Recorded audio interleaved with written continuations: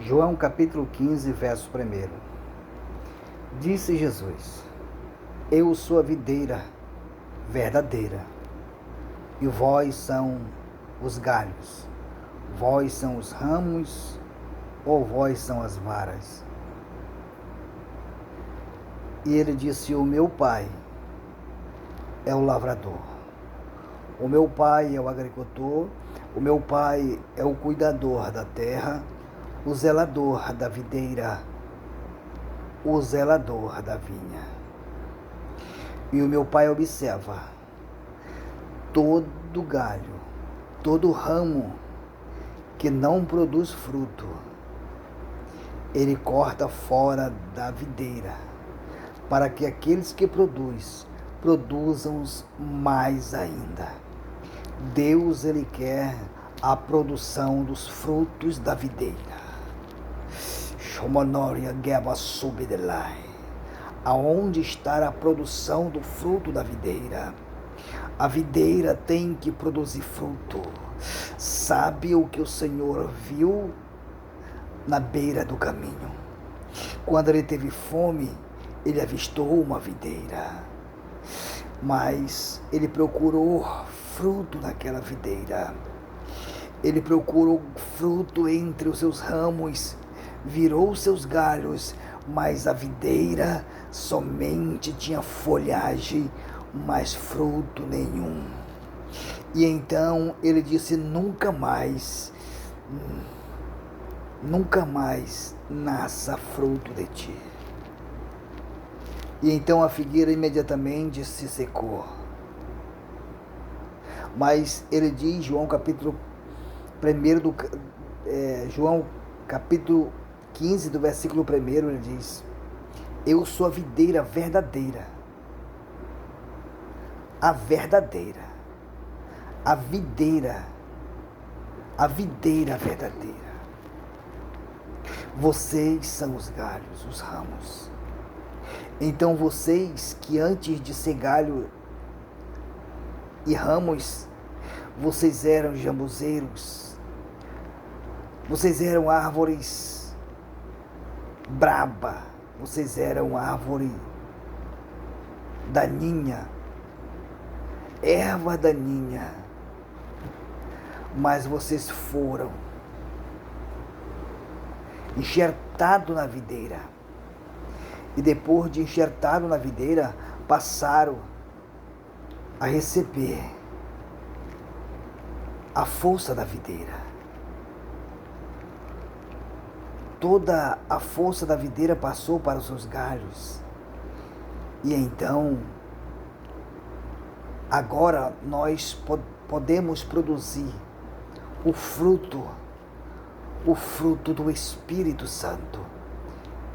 O fruto do Espírito Santo é o amor, a paz, a bondade, a benignidade, o perdão, a mansidão, a humildade, a temperança, a misericórdia,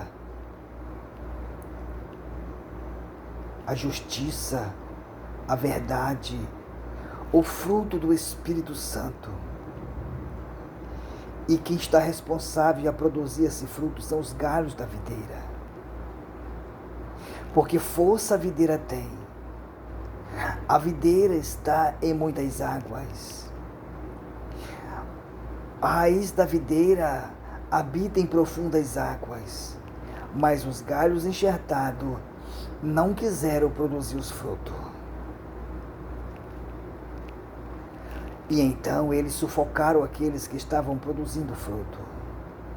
Um galho que não dá fruto sufoca aquele galho que dá fruto. Então observe. Um galho que não dá fruto, ele prejudica aqueles que dão fruto. Então disse Jesus: o meu Pai, ele mesmo, quando olha para a terra, ele vê galhos infrutíferos, galhos sem vida, galhos secos, galhos mortos. E esses galhos impedem o crescimento dos outros galhos para produzir frutos da videira. E está escrito no livro de Provérbios que o fruto do justo é a árvore da vida. Observe, o fruto do justo é a árvore da vida. Quem são os justos? São a igreja de Cristo, são os justos. Não porque eles tiveram mérito para ser justo ou porque eles fizeram alguma obra para ser justo.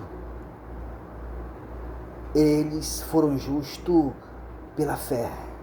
Eles creram em Deus, eles creram em Jesus Cristo e então foram justificados, foram feitos justos, assim como Abraão, que creu em Deus, sem ler nenhum livro, sem ler nenhum pergaminho sobre Deus, mas então ele creu na sua voz e pela fé ele foi justificado. A sua fé foi imputado em justiça. Então Abraão foi justo. E aqueles que creram em Jesus são justificados por ele. Justificado pela fé e também justificado pelas obras não humanas, mas pelas obras de justiça que praticamos. E então